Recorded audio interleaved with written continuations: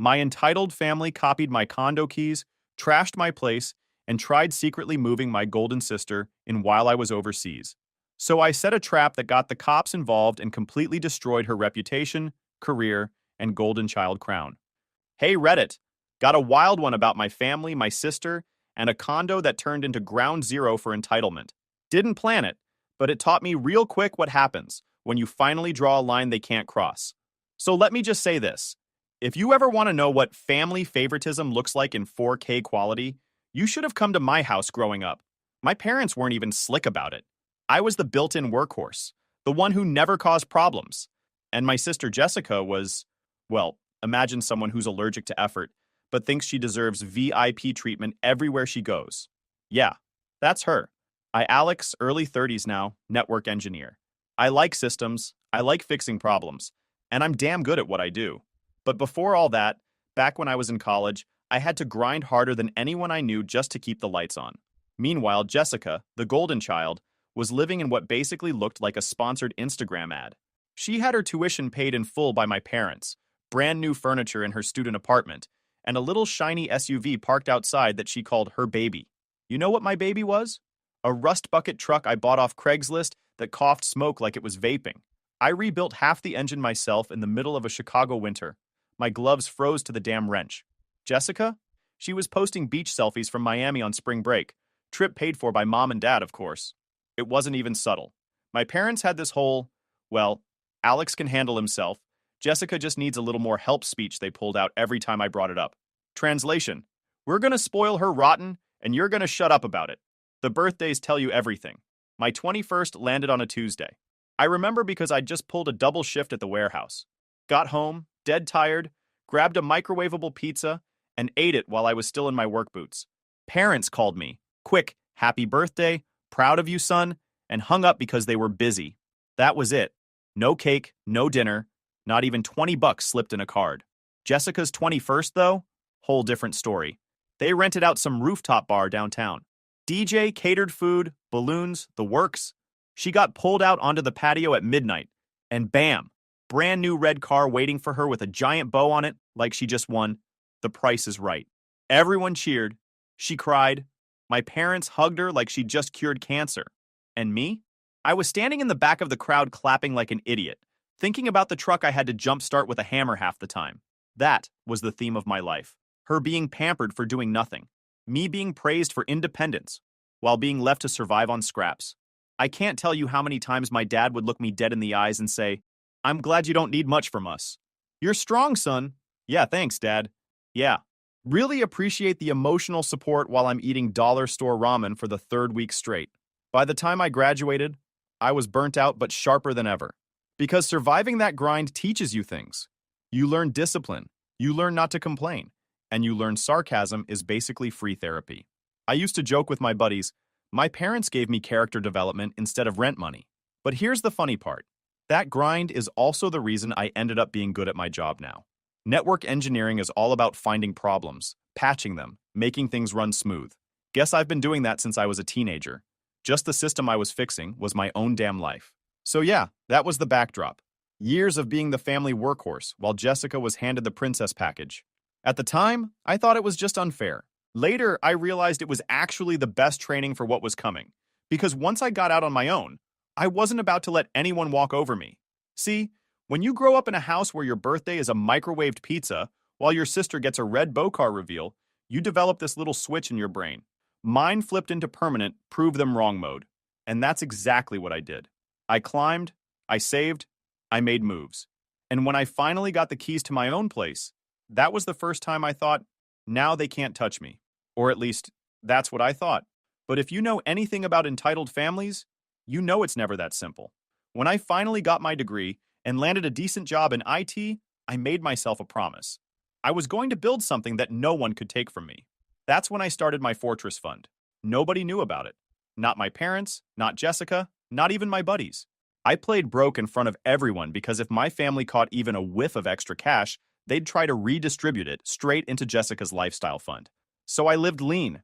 I ate bulk rice and chicken, fixed my old truck with parts from junkyards, and learned how to make $20 last all week. Nights and weekends, freelance gigs, small businesses that needed network setups, neighbors with busted routers, random contract jobs that paid in cash. 5 years of that grind, and I was finally staring at enough to put down on a condo. Nothing insane, but solid.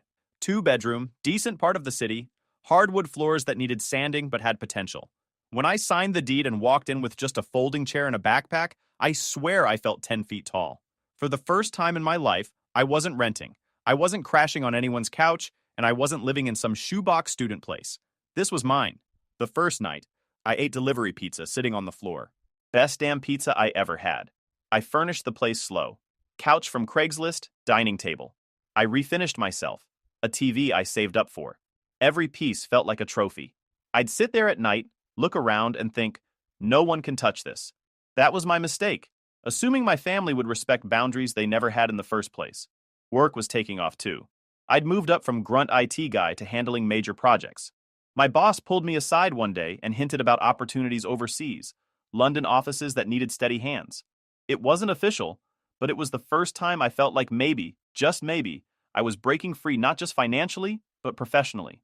I told my parents about it, and of course, they managed to turn it into another Jessica pity party. "Oh, that's nice, Alex," Mom said.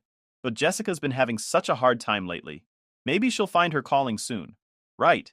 Me getting tapped for international work was nice.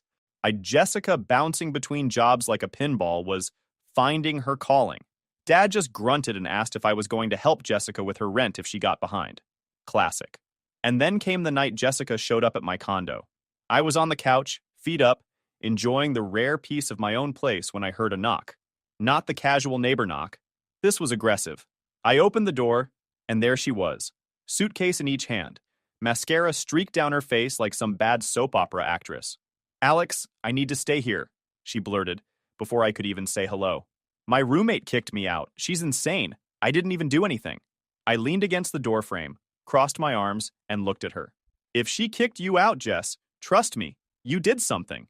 She glared at me like I'd just betrayed the sisterhood of suffering. "I literally have nowhere else to go." "Correction," I said, pointing toward the street. "You've got Mom and Dad's place. They've got a whole guest room waiting for their princess. Don't drag your drama to my door." She tried again, whining about how it was late, how she couldn't deal with our parents right now, how I was cold for not letting her crash. I shut that down quick. "Jessica, I didn't grind for years to finally have peace, just to turn this place into your backup apartment. Go home." She actually tried to push past me with one of the suitcases. I blocked the door with my arm and shook my head. "Nope, you're not walking in here. If your own roommate can't live with you, that tells me everything I need to know. Take it up with Mom and Dad. They love bailing you out." Her face twisted into that mix of rage and fake heartbreak she always used when she didn't get her way. "You're unbelievable. You think you're so much better than everyone just because you have a condo." I couldn't help but laugh. "No, Jessica. I just think I'm better at paying my own bills." She stomped off dragging her luggage, muttering something about how I was going to regret this. I shut the door and locked it. For about 2 minutes, I felt bad. Then I looked around at my spotless living room and realized I'd made the right call. I didn't bust my ass for 5 years just to let her trash my place, like she did her own. But here's the thing. I'd already made one slip. When I bought the condo, I gave Mom a spare key for emergencies. At the time, it felt responsible, like something adults do. Standing in my living room that night, listening to Jessica's suitcase wheels clattering down the hall, I realized that key might come back to bite me. My family's idea of an emergency wasn't exactly the same as mine. At the time, I brushed it off. I figured as long as I set boundaries, they'd respect them. Spoiler, they didn't. That key was basically an open invitation, and I was about to find out exactly how entitled they could get when they thought they had access to my fortress. At first, Jessica didn't even bother sneaking around. She just called me up or texted when she wanted something. "Hey, can I borrow your drill? My shelf is loose. Do you still have those extra headphones? Mine broke. Could I use that old laptop of yours until I figure out my work situation?" Every time she said borrow, I knew exactly what it meant. Say goodbye to it forever. That drill set? Gone. Those backup headphones? Never saw them again. My old laptop? Disappeared into the same black hole as her work ethic. It wasn't even the stuff itself that pissed me off. It was the attitude. Like my things were just an extension of the family supply closet. But the real problem hit one weekend when I had to travel for work. My boss sent me to Denver for a client install. Nothing glamorous. but it paid well and got me out of town for a few days. I came back late Sunday, exhausted, rolling my bag into the condo. I unlocked the door and immediately knew something was wrong. The place smelled off, not just dust or stale air, like smoke and soda mixed together. I flipped the lights on and nearly dropped my bag. Cushions scattered on the floor like somebody had been wrestling. Sticky rings of soda on my coffee table. A half-empty 2-liter bottle lying sideways. My mechanical keyboard, my custom one I'd spent months modding, was sitting there with dried soda gumming up the keys. I tapped the spacebar and it stuck halfway down. My monitor? Scratched across the surface like someone dragged a bracelet over it. And when I went to grab a screwdriver from my tool drawer, ashes. Actual ashes. Someone had stubbed a cigarette in there. I didn't need Sherlock Holmes to figure this out. Jessica had been here. She had my mom's key, she had zero respect for boundaries, and she saw my empty condo as a free Airbnb. I texted her right then. "You have a party in my place?" Her reply, "LOL, calm down. We just hung out. No big deal." No big deal? My keyboard was fried, my monitor scratched, and my tools smelled like an ashtray. I stood there in silence, chest tight, hands shaking. The audacity wasn't even shocking. It was expected. That's what made it sting more. I started cleaning, wiping sticky soda off the table, putting cushions back, tossing the empty bottles. While I was scrubbing, I noticed my project binder on the desk wasn't where I'd left it. I flipped it open, and my stomach dropped. One of the pages, the ones with client network diagrams, had a faint red smudge on the corner. Lipstick. I flipped more pages. The order was wrong, like someone had been thumbing through them without knowing what they were looking at. I turned to my laptop, opened it up, and sure enough, it was logged into my work files. Tabs open, configs sitting on the screen, things I hadn't opened before leaving. Jessica hadn't just trashed my living room, she'd been snooping through my confidential work. That wasn't just disrespectful, that could have gotten me fired if anything leaked. That was the final straw. No more warnings, no more sarcastic texts. I slammed the binder shut, threw it in my bag, and grabbed my keys. If I didn't deal with this now, it was only going to get worse. I drove straight to my parents' house, stormed into the living room, and dropped the binder on their coffee table. The sound made my mom flinch. Jessica was already there, curled on the couch with puffy eyes like she'd been practicing her innocent victim face. "This ends tonight," I said flatly. Mom blinked. "Alex, what's going on?" I leaned over the table. Jessica used my condo while I was gone. Trashed it. Went through my work. I want my emergency key back. Now. Dad's face hardened immediately. "Alex, calm down. Don't make a scene." I laughed, bitter and loud. Make a scene?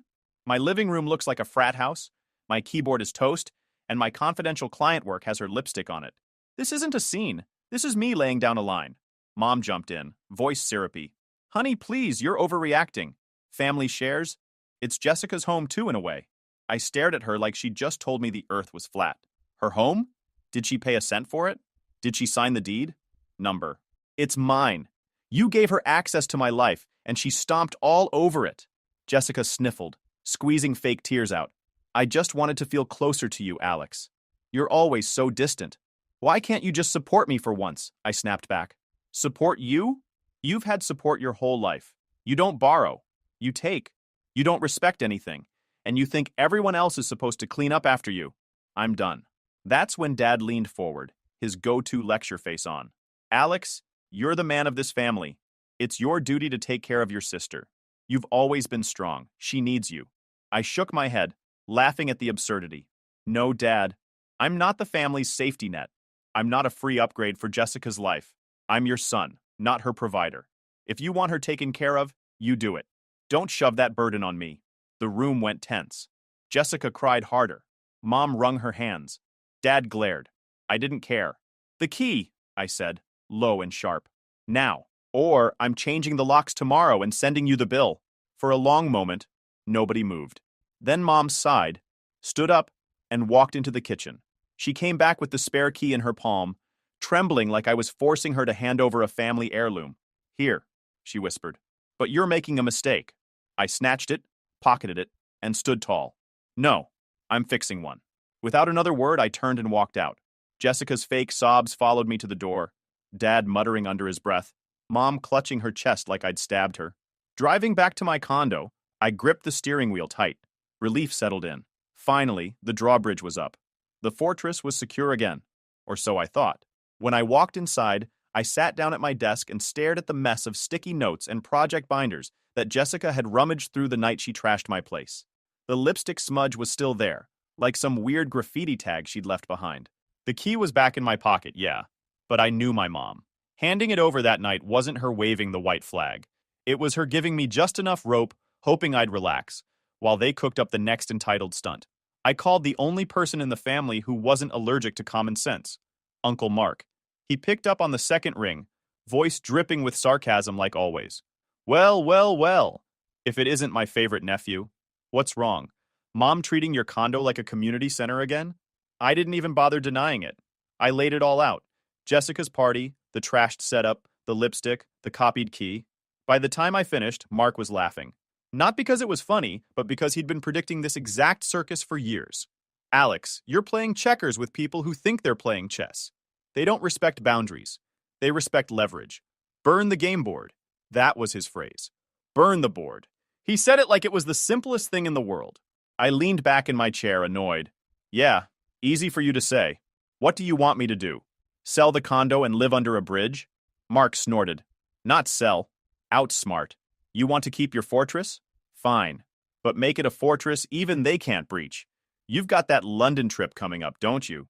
That made me pause. My company had just dropped a big opportunity in my lap, a 3-week assignment in London for a new client. It was supposed to be all work, but I knew the timing wasn't random. If I left my condo empty, Jessica and my parents would sniff that out like blood in the water. I pictured them showing up with her suitcases again, convinced she was moving in temporarily. I groaned. Yeah, they already know I'll be gone. Mark chuckled. Perfect. Then we'll give them enough rope to hang themselves. You sign a short-term lease under a shell company. I'll find you a tenant who doesn't blink at calling the cops the second somebody tries the lock. Rachel can set up the paperwork so it's airtight. That way, if Jessica or your mom pull their key stunt again, it won't be you yelling at them. It'll be the law. Rachel was my lawyer friend from college, sharp as a razor and just as loyal as Mark. If the two of them were tag teaming this, I knew it would be bulletproof. The more Mark explained, the more it clicked. He wasn't just protecting me, he was setting a trap. Let them try it again, let them walk right into legal trouble. For the first time in days, I actually laughed. So you want me to bait them? Mark smirked through the phone. You don't even have to bait them. Just leave the cheese out. They're dumb enough to walk into the mousetrap on their own. That night, I sat down with Rachel at her office downtown. She drafted a short-term lease under a shell company. The tenant Mark found was a grad student. Quiet, kept to himself, and more importantly, he knew the deal.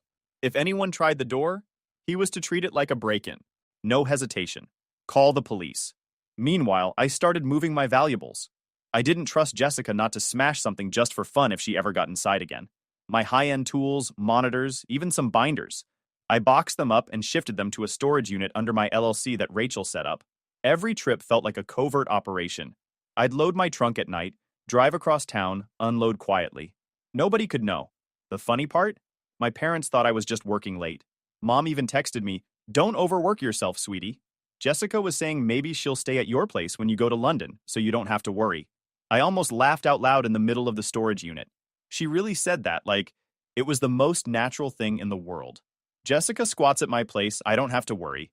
The mental gymnastics was Olympic level. By the time my flight was a few days away, everything was in motion. Tenant was ready to move in, paperwork airtight, storage unit stacked, and I was walking around my condo with this weird sense of satisfaction. Yeah, it was temporary, but it was also the first time I felt like I was actually 2 steps ahead instead of scrambling to defend myself.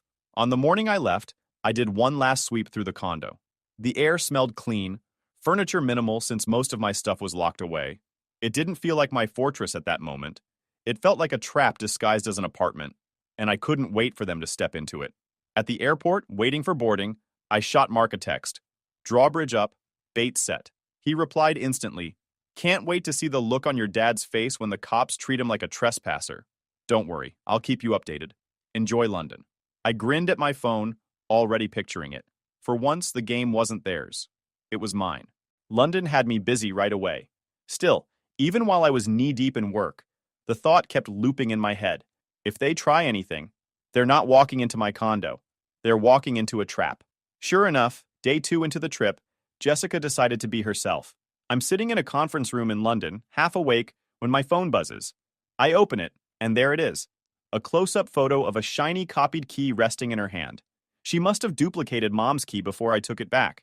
The caption said, "Don't worry, big bro. I'll take care of your little condo." I actually laughed out loud. The guy across the table thought I lost it. I showed no one, but inside, I was dying. They couldn't help themselves. Jessica basically texted me evidence of her next crime. Like, "Thanks for documenting it, genius." I screenshotted it and sent it straight to Rachel and Uncle Mark. His response was exactly what I expected. They always confess first. Rachel's was colder.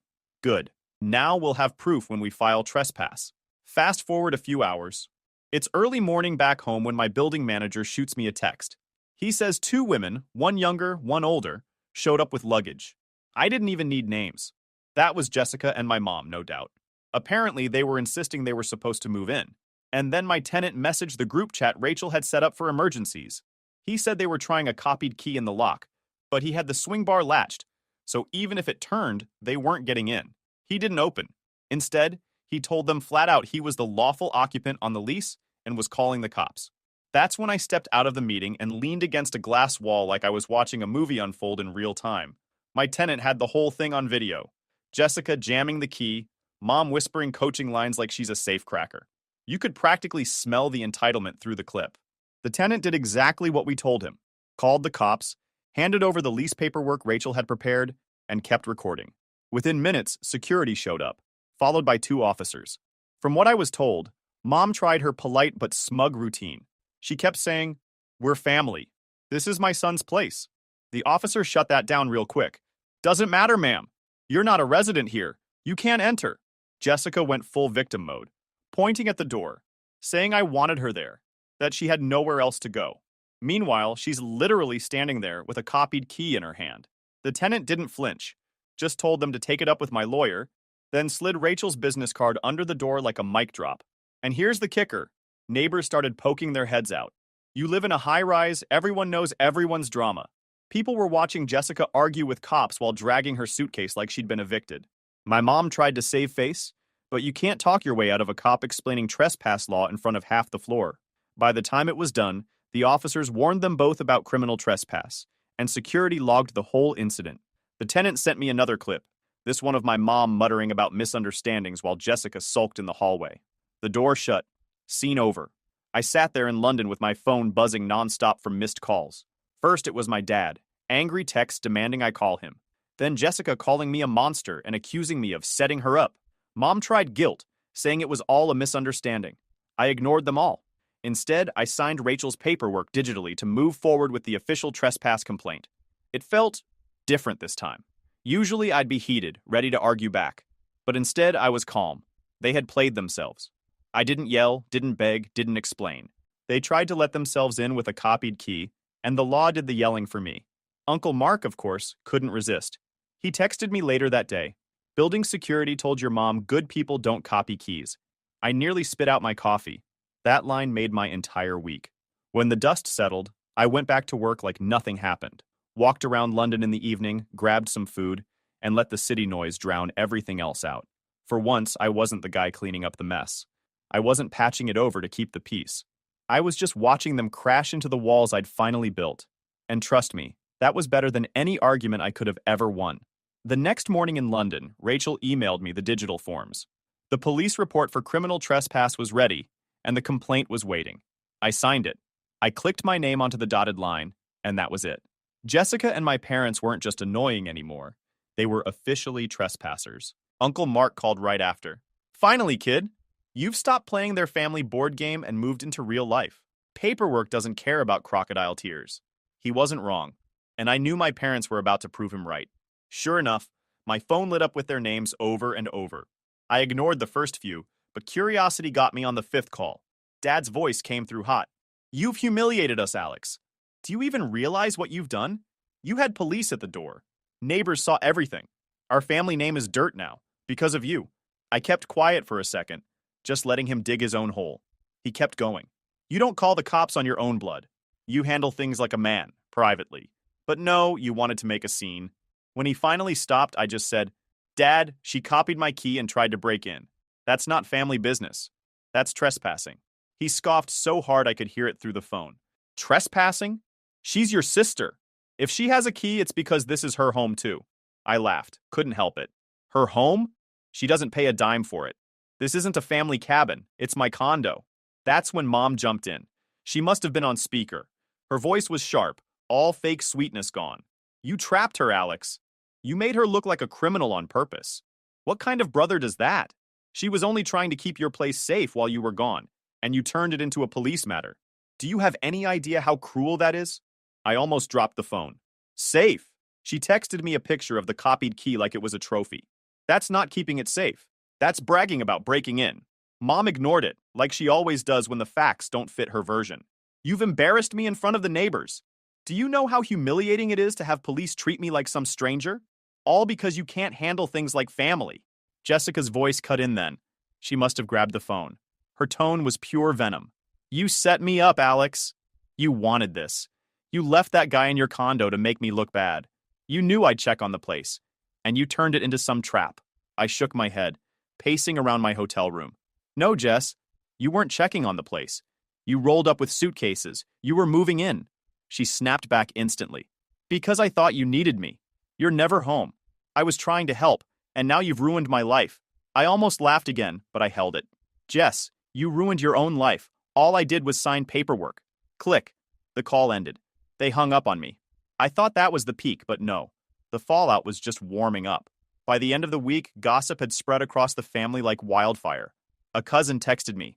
Dude, I heard Jessica tried to break into your place. What the hell? Another wrote, respect, man. Took guts to stand up to them. And the same aunts who used to call Jessica the sweet one weren't defending her anymore. Relatives stopped inviting her places. She was the punchline now, the spoiled sister who got the cops called on her. Even worse for her, neighbors were talking. High-rise hallways are basically echo chambers.